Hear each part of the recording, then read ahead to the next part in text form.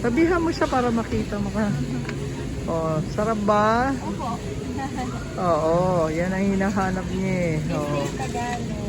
Beefsteak. Isang flavor lang yan. Marami siyang variant ma'am, 21 variants po siya. Itong Yes, ma'am, naka-prepare na beefsteak yan. Tagalog Ah, okay. 6 months ma'am ang shelf life nito. 1 kilo. Yes po. Good for 10 na to ma'am, 653 pesos lang siya. Good for 10 na po yun. Oo. Netikman mo. 8 to 10 minutes lang ma'am ang heating time niya. Ano sa ba yan? microwave. Kinukuluan pa ba? O piprito na?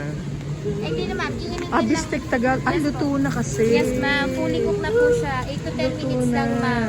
Pwede na siyang i-serve. Luto na siya.